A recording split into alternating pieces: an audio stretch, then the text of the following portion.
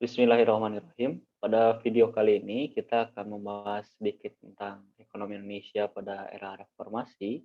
Kita akan mereview beberapa indikator ekonomi dan bagaimana kebijakan karena pada era reformasi ini memiliki keunikan yang berbeda dengan era sebelumnya, Orde Baru maupun masa pemerintahan Soekarno.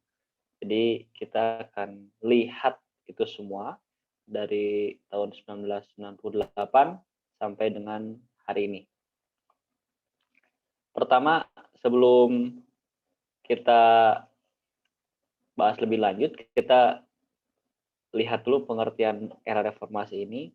Era reformasi ini dimulai dari sejak mengundurkan dirinya Presiden Soeharto pada tahun 1998, tepatnya pada 21 Mei 1998, akibat tekanan yang besar dari berbagai elemen masyarakat. Di Pak Harto itu mengalami satu kondisi ekonomi yang cukup parah, diawali dengan krisis moneter, ditunjukkan dengan menurunnya nilai tukar rupiah terhadap dolar Amerika Serikat. Ini terjadi bukan hanya di Indonesia, tapi di berbagai negara, terutama di wilayah Asia Tenggara, Thailand, Indonesia, Malaysia, Singapura, hampir semua negara Asia Tenggara terkena dampak ini. Kemudian di Indonesia, krisis moneter ini menjalar menjadi krisis ekonomi karena inflasi kita naik tinggi, kemudian menjalar juga menjadi krisis keamanan karena terjadi penjarahan di berbagai wilayah di Indonesia, terjadi juga berbagai demonstrasi di Indonesia, dan yang akhirnya menjadi krisis di sektor pemerintahan karena pemerintah tidak lagi dipercaya oleh masyarakat untuk menjalankan roda pemerintahannya. Nah, terjadi demonstrasi besar di berbagai wilayah, terutama di Jakarta, hampir terjadi berhari-hari, kemudian oleh mahasiswa, oleh masyarakat, dan yang paling menonjol adalah terjadi penembakan terhadap sejumlah mahasiswa yang menyebabkan keadaan ini semakin parah dan akhirnya pada tanggal 18 Mei 1998, gedung DPR MPR diduduki oleh mahasiswa dan demonstran yang menyebabkan tekanan untuk pengunduran diri Pak Harto menjadi semakin kuat, dan pada tanggal 21 Mei 1998 secara resmi mengumumkan diri untuk mundur dari jabatan presiden dan akhirnya digantikan oleh wakil presidennya saat itu, yaitu B.J. Habibie, untuk periode selanjutnya. Nah, pada masa itu kemudian kita sebut sampai dengan hari ini adalah era reformasi. Berarti kita melakukan formulasi ulang terhadap pemerintahan dan sistem kenegaraan kita. Karena sama seperti transisi dari orde pemerintahan Soekarno ke orde baru, terjadi perubahan mendasar dalam berbagai hal di negara kita, di reformasi pun sama. Nah, ini adalah foto yang menunjukkan bagaimana kondisi saat itu, tahun 1998, di mana gedung DPR MPR ini diduduki oleh mahasiswa, yang sebelah kiri dan kanan itu adalah gambaran dari gedung DPR MPR yang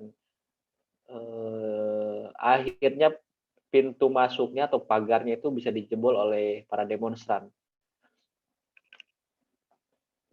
Nah, pasca jatuhnya Orde Baru, maka kita sudah berganti beberapa presiden. Yang pertama adalah masa transisi di mana Pak Habibie atau B.J. Habibie menjadi presiden.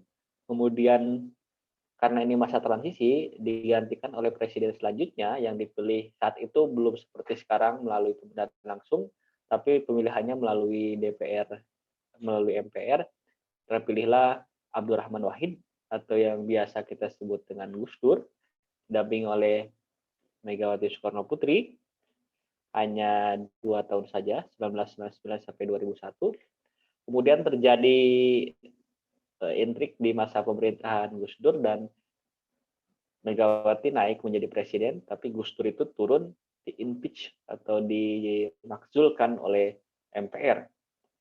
Didampingi saat itu Megawati akhirnya menjadi presiden 2001 sampai 2004, kurang lebih 3 tahun, oleh Hamzahas, dan tahun 2004 dilakukan pemilihan umum yang pertama untuk pemilihan presiden langsung, terpilihlah Susilo Bambang Yudhoyono yang biasa kita sebut dengan akronim SBY, didampingi 2 periode, didampingi yang pertama oleh Yusuf Kala dan yang kedua oleh Budiono.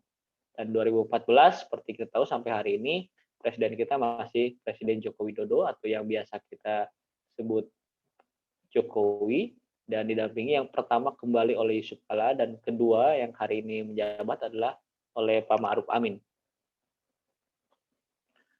Nah, yang pertama adalah Pak Habibie. Pak Habibie ini adalah seorang cendekiawan Indonesia yang diakui secara internasional karena terkenal dengan kecakapannya dalam membangun pesawat terbang. Beliau memiliki sederet gelar akademik yang didapatkan di Jerman.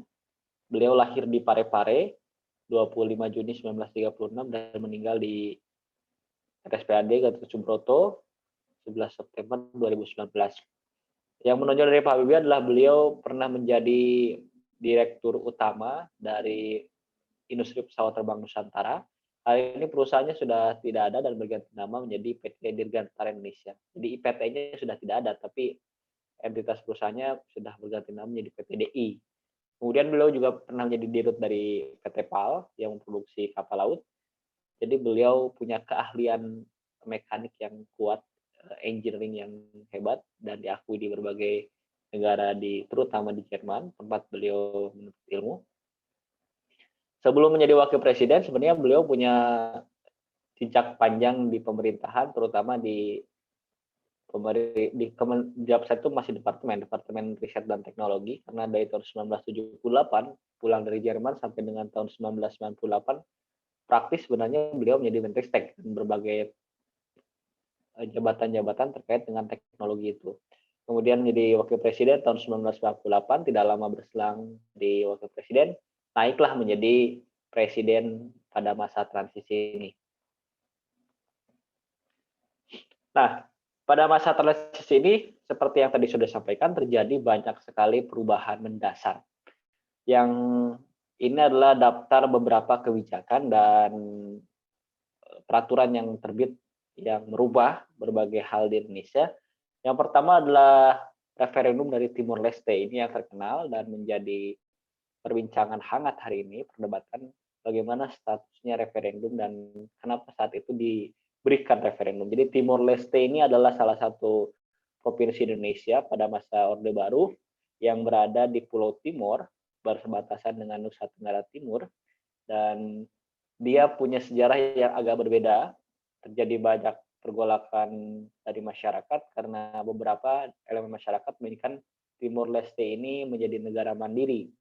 Akhirnya pada masa Pak Habibie diberikan pilihan atau referendum untuk menentukan pilihan sendiri, mau tetap bergabung dengan Indonesia atau memisahkan diri. Nah, Timor Leste ini adalah satu wilayah yang akhirnya melepaskan diri dari Indonesia menjadi negara tersendiri.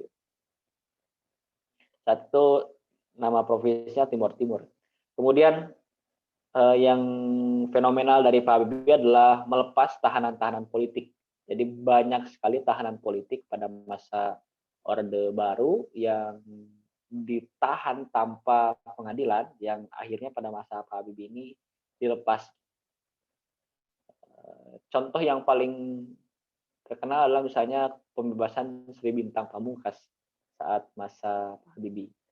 Kemudian yang dilakukan secara ekonomi, Pak Habibie juga menurunkan nilai tukar rupiah, di mana pada masa krisis itu kita nilai tukar dari sekitar mencapai hampir 20.000, Pak Habibie bisa menurunkan pada masa jabatan yang pendek itu hanya menjadi 6.000-an saja, tapi berfluktuasi tetap.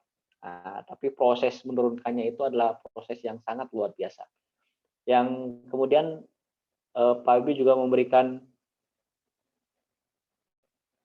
berbagai keputusan untuk mengatasi krisis, misalnya dengan likuidasi dari bank-bank yang bermasalah, karena saat itu adalah yang terjadi krisis moneter yang terutama ini berdampak sangat besar kepada bank, dilakukan penyehatan terhadap bank-bank yang bermasalah, kemudian mengeluarkan berbagai undang-undang yang dia berkaitan langsung dengan permintaan masyarakat terkait dengan reformasi.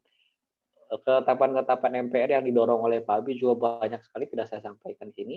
Tapi yang paling menonjol misalnya Undang-Undang Nomor 2 Tahun 1999 tentang partai politik. Satu, kemudian seperti dibuka kerannya dan partai politik bertambah sangat banyak dari 3 sampai 48. Kemudian dikeluarkannya Undang-Undang Pemilihan Umum tahun 1999 karena kita menginginkan pemilihan itu secara satu slogannya jurdil itu, jujur dan adil. Undang-Undang Nomor 4 Tahun 99 untuk merubah posisi dan kedudukan DPR MPR agar dia tidak lagi seperti zaman Orde Baru. Nah, kemudian Undang-Undang Nomor 5 Tahun 1999 tentang larangan untuk monopoli. Undang-Undang Nomor 8 1999 tentang perlindungan konsumen. Nah, ini bagaimana Pak Habibie mereformasi sistem ekonomi kita dari yang akhirnya awalnya sentralistik dan banyak terpusat pada 1, 2, 3 perusahaan menjadi dilarang agar ada persaingan yang sempurna. Kemudian tahun 1999 Pak Habibie juga melakukan revisi Undang-Undang BI untuk ekonomi syariah. Ini undang-undang ini adalah undang-undang yang memasukkan kata syariah akhirnya dalam satu peraturan negara, yaitu undang-undang.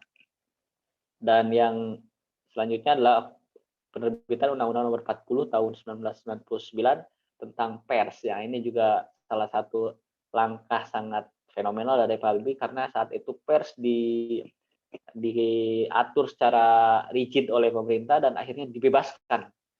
Di kebebasan pers yang kita nikmati hari ini tidak lepas dari peran Pak Habibie tahun 1999. Nah, penggantinya adalah Abdurrahman Wahid, Kiai Haji Abdurrahman Wahid. Beliau menerima anugerah Dr. Honoris Causa dan beliau adalah seorang pimpinan pondok pesantren dan kita biasa menyebutnya dengan nama Gus Dur. Lahir di Jombang tahun 1940 dan meninggal tahun 2009. Beliau adalah mantan Ketua Tanfiziyah Nahdlatul Ulama 1984 sampai 1999. Nah, yang unik dari Gus Dur ini adalah beliau pertama kali saat pemilihan adalah poros tengah karena saat itu ada beberapa calon yang maju. Saya ingat saat itu adalah pemilihan di MPR adalah Megawati Soekarno Putri, kemudian Abdurrahman Wahid dan satu lagi Yusril Ihza Mahendra, tapi akhirnya Pak Yusril mengundurkan diri dan Abdurrahman Wahid atau Gus Dur ini selanjutnya kita sebut saja Gus Dur menjadi presiden dari Republik Indonesia. Nah, beliau ini sangat terkenal sebagai bapak dari pluralisme karena banyak kebijakannya yang berkaitan dengan pluralisme ini. Nah, wakilnya adalah Ibu Megawati Soekarno Putri. Nama lengkapnya Diah Permata Megawati Setiawati Soekarno Putri atau kita sangat familiar dengan nama Megawati Soekarno Putri. Lahir di Yogyakarta 1947. Beliau adalah Ketua Umum Partai Demokrasi Indonesia Perjuangan atau PDIP sampai hari ini. Kemudian beliau adalah satu-satunya pertama dan satu-satunya sampai hari ini presiden perempuan di Indonesia. Itu juga sama, wakil presiden pun beliau pertama dan satu-satunya. Jadi prestasi yang luar biasa. Nah, ini adalah wakilnya Ibu Mega, ini Pak Hamzah Has. Jadi beliau mempunyai gelar S3, Hamzah Has, lahir di Ketapang 15 Februari 1949, Ketua Umum dari Partai Persatuan Pembangunan. Pernah sebelum menjabat sebagai wakil presiden adalah Menteri Investasi 1998-1999, kemudian wakil ketua DPR 1999 dan Menteri Koordinator bidang kesejahteraan masyarakat. Jadi satu ada Menko Kesejahteraan Masyarakat dan Kemiskinan, pengentasan kemiskinan tahun 1999. Nah, pada 2 periode pemerintahan itu misalnya pada masa Presiden Abdurrahman Wahid yang terkenal itu adalah pembubaran Departemen Penerangan dan Departemen Sosial. Jadi Departemen Penerangan sampai hari ini mungkin kita mengenalnya Kementerian Informasi dan Komunikasi, Kemenkominfo. Itu ada namanya Departemen Penerangan yang sangat fenomenal pada masa Orde Baru. Pada masa Gus Dur ini dibubarkan, kemudian Depsos atau Kementerian Sosial sebenarnya pernah hilang dalam nomenklatur Kementerian Indonesia karena oleh Gus Dur juga dihilangkan. Kemudian yang fenomenal juga dari Gus Dur adalah perubahan nama Irian Jaya menjadi Papua, kemudian melakukan pengakuan Konghucu sebagai bagian dari agama yang diakui oleh negara, dan menetapkan libur Imlek atau hari tahun baru Imlek itu sebagai libur nasional. Nah, di bidang ekonomi misalnya Gus Dur itu yang paling menonjol atau diingat oleh masyarakat adalah menaikkan gaji PNS, karena pada saat itu 21 kali dinaikkan. Meskipun masa pemerintahannya sangat singkat, tapi berhasil menaikkan 21 kali gaji PNS. Dan berbagai kebijakan-kebijakan lain yang spesifik. Gus Dur itu dikenal dengan Bapak Pluralisme karena nanti beliau sangat dihormati di Papua dan oleh kalangan Konghucu ataupun keturunan itu karena beliau mengakui dan tidak anti dengan perbedaan itu. Sedangkan pada masa Megawati dilakukan berbagai langkah ekonomi, misalnya privatisasi BUMN. Jadi kita punya banyak BUMN dan itu juga yang ikut bermasalah pada masa transisi, di mana itu BUMN yang kita punya juga bermasalah dalam hutang luar negeri. Kemudian yang yang sampai sekarang kita nikmati adalah beliau adalah presiden yang menandatangani pendirian KPK, Komisi Pemberantasan Korupsi, dan beliau juga berhasil melaksanakan di era masa pemerintahannya pemilihan umum tahun 2004, di mana dilakukan pemilihan umum pertama secara langsung terhadap presiden dan para anggota-anggota dewannya.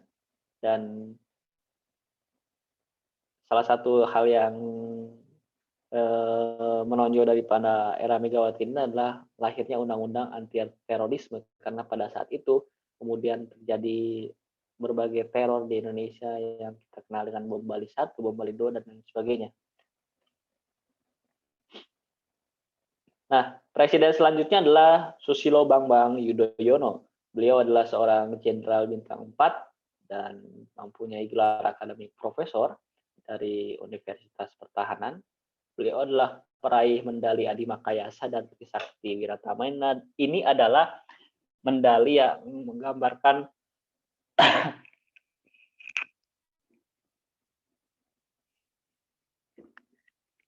ini adalah medali yang sangat prestisius di tingkat bagi seorang taruna militer yang hanya dapat diraih oleh satu orang dalam satu angkatan akademi militer. Jadi beliau juga sebelum menjadi presiden pernah menjabat beberapa jabatan penting, diantaranya adalah Menteri Pertambangan dan Energi, sekarang Menteri SDM namanya, tahun 1999 sampai 2000, kemudian pernah menjadi Menko Bidang Politik Sosial dan Keamanan tahun 2000 sampai dan 2001, kemudian pernah menjadi Menteri Koordinator Politik dan Keamanan juga tahun 2001 sampai 2004 pada masa pemerintahan Megawati Soekarno Putri, dan akhirnya beliau menjadi presiden setelah Ibu Mega, dan sampai hari 2020 kemarin itu beliau adalah Ketua Umum Partai Demokrat. Kalau Ibu Megawati tadi Ketua Umum Partai PDI Perjuangan, yang ini adalah Ketua Umum Partai Demokrat. Wakilnya beliau adalah Muhammad Yusuf Kalla, atau beliau mempunyai gelar akademik sarjana, lahir di Bone tahun 42. Yang mengangkat nama beliau sebenarnya pertama adalah beliau adalah sebagai direktur dari NV Haji Kala dari tahun 67 sampai tahun 1999. Ini adalah salah satu entitas perusahaan yang besar di wilayah Sulawesi karena melakukan berbagai aktivitas bisnis yang tidak hanya berpusat di Sulawesi tapi di berbagai wilayah di Indonesia. Jabatan di pemerintahan sebenarnya panjang juga. Beliau pernah menjadi Menteri Koordinator Bidang Kesejahteraan Masyarakat tahun 2001 sampai 2004. Kemudian pernah menjadi Menteri Industri 1999 sampai 2000, kemudian pernah menjadi Ketua Umum Partai Golkar 2004 sampai 2009, dan sampai hari ini beliau masih menjabat sebagai Ketua Umum Palang Merah Indonesia. Nah, hal unik dari Pak Yusuf Kalla adalah beliau menjadi wakil presiden dari dua presiden yang berbeda. Kemudian wakil presiden yang kedua untuk Pak SBY adalah Pak Budiono. Beliau adalah guru besar ekonomi dari Universitas Gadjah Mada. Jadi tadi presidennya guru besar, kemudian wakil presiden juga ini guru besar. Kemudian beliau pernah menduduki beberapa jabatan penting sebelum menjadi wakil presiden. Yang pertama misalnya Kepala Nasional, Kepala Bappenas tahun 1998, 1999, kemudian Menteri Ekonomi 2001 sampai 2004, Menko Ekonomi 2005 sampai 2008, dan Gubernur BI 2008 sampai 2009. Jadi bagi seorang birokrat ekonomi, beliau ini jabatannya sebenarnya lengkap sekali, dari Bappenas, kemudian Menteri Keuangan, kemudian Menko Ekonomi, Gubernur BI, dan Wakil Presiden. Jabatan-jabatan prestisius di bidang ekonomi di pemerintahan. Nah, ini presiden kita hari ini, Pak Joko Widodo. Beliau adalah seorang insinyur dari UGM, lahir di Surakarta tahun 1961. Sebelum masuk jadi presiden, beliau pernah menjadi wali kota Surakarta dan gubernur Jakarta.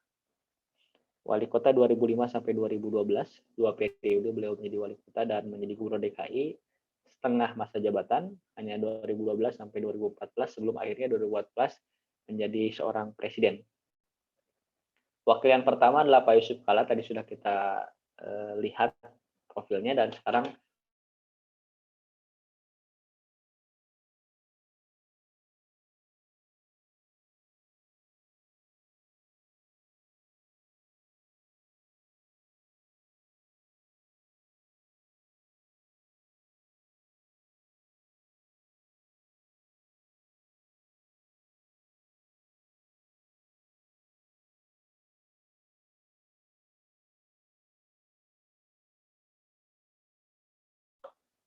sebagai ketua DSN MUI pertama, kemudian menjadi ketua MUI, dan sekarang menjadi wakil presiden.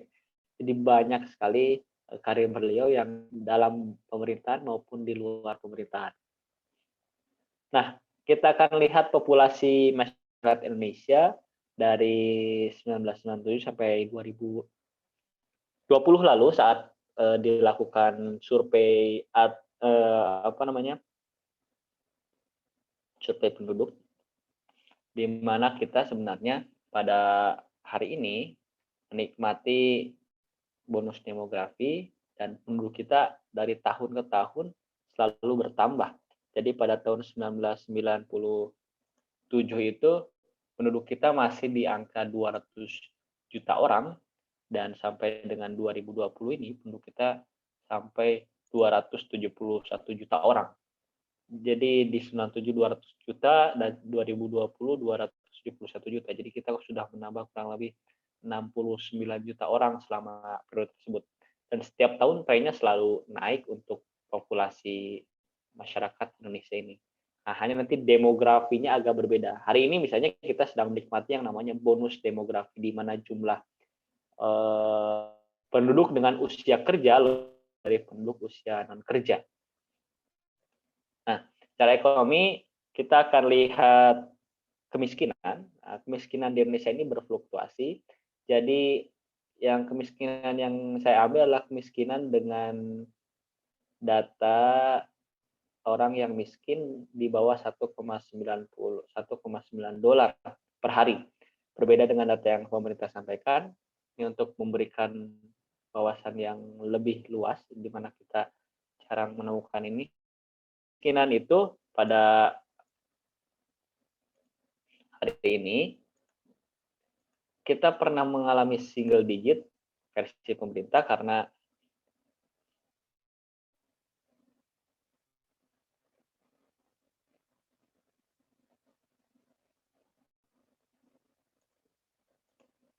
kemiskinan kita rendah. Kemudian GNP ataupun Gross National Product dan Gross National Product per kapita kita. Jadi Gross National Product kita pernah turunnya itu pada tahun 1998 ini tidak lepas dari krisis ekonomi. Jadi pada 1996 dan 1997 ke 1998 GNP kita turun menjadi hanya 660 ribu dolar saja. Kemudian tapi berangsur-angsur naik sampai dengan tahun 2019 ini. Penurunan kita pernah terjadi juga pada masa 2014 sampai dengan 2014 saja kita menurun, kemudian 2015 juga kita mengalami penurunan GNP, dan sampai sekarang GNP kita kembali naik. Begitu juga GNP per kapita, karena ini sifatnya mengikuti dari perkembangan GNP. Kemudian dari sektor GDP atau Gross Domestic Product, GDP kita juga sama seperti GNP, turun sangat drastis di tahun 1998, tapi berangsur naik pada tahun-tahun selanjutnya. Nah, kemudian inflasi, ini untuk menggambarkan bagaimana kondisi ekonomi kita hari ini. Jadi inflasi kita pada saat 1997 masih pada kondisi yang cukup bisa dikendalikan, meskipun dia cukup besar, sudah memasuki double digit atau 11,1%, karena tanda-tanda krisis itu sudah muncul di tahun 1997, tapi saat 1998 naiknya sangat tinggi. Jadi dari 11,1 inflasi kita menjadi 77,6%. Nah, Pak Habibie itu berhasil menurunkan inflasi, nilai tukar dan sebagainya pada tahun 1999 di penghujung masa jabatannya menjadi hanya 2% saja. Jadi ini prestasi yang sangat luar biasa dari masa transisi ini. Kemudian inflasi kita berfluktuasi pada tahun 1999 sampai 2000, tapi secara rata-rata inflasi kita ada di angka 9,4% selama masa transisi ini, karena yang menyebabkan inflasi ini tinggi secara rata-rata adalah inflasi tahun 1998 yang sudah mendekati 100%, yaitu 77. Di inflasi kita di beberapa tahun ke belakang ini sebenarnya sudah cukup terkendali, di mana kalau kita melihat sekarang sejak pemerintahan Joko Widodo, inflasi kita ini sebenarnya terkendali di angka 3,69%. Nah, hari ini misalnya 2020, kemarin itu kita mengalami inflasi 1,68%. Ini adalah jenis atau kategori inflasi yang cukup, di mana kita membutuhkan inflasi itu tetap ada, tetapi nilainya tidak terlalu besar agar roda perekonomian itu tetap berputar. Jadi perjalanan sejarah kita, inflasi yang tinggi itu misalnya terjadi pada tahun 2001 dan 2002, ini pada saat ada berbagai pergolakan politik juga di Indonesia. Kemudian pada tahun 2005, ini 2005 dalam kacamata ekonomi terutama bidang moneter, terjadi perubahan kebijakan di Bank Indonesia. Kemudian kita juga mengalami inflasi yang tinggi double digit itu 11% pada tahun 2008, di mana terjadi krisis ekonomi global pada saat itu. Tapi setelahnya kita relatif bisa mengendalikan inflasi kita masih di bawah 10%. Bahkan sekarang dari sejak tahun 2015 inflasi kita bisa ditekan di bawah 5%, dan kita sudah mempunyai inflasi yang diukur berdasarkan target inflasi. Jadi misalnya kita menargetkan inflasi 2% per tahun plus minus 1, berarti inflasi kita dijaga di angka 1 sampai dengan 3% sampai hari ini. Dan di tahun ini juga kita sudah menargetkan inflasi, tahun-tahun ke depan inflasi kita dijaga di sekitaran 2 plus minus 1 supaya ekonomi tetap berjalan tetapi tidak memberatkan kepada masyarakat. Nah, kurang lebih itu masa pemerintahan selama era reformasi. Data-data ekonomi yang berkaitan dengan yang tadi sudah ditampilkan akan kita lebih perdalam pada pertemuan selanjutnya, karena nanti di pertemuan lain kita akan bahas secara spesifik dari mulai kependudukan, unemployment atau pengangguran, kemiskinan dan lain sebagainya. Dan di video kali ini kita hanya mereview dari masa pemerintahan PJ Habibie sampai dengan Joko Widodo sampai hari ini, bagaimana keadaan ekonomi kita. Kurang lebih itu yang ingin saya sampaikan. Berbagai hal yang berkaitan dengan materi yang ingin kita diskusikan bisa kita diskusikan dalam kelas virtual di pertemuan virtual sesuai jadwal kelas masing-masing. Terima kasih atas perhatian yang Anda berikan untuk menonton video ini. Assalamualaikum warahmatullahi wabarakatuh.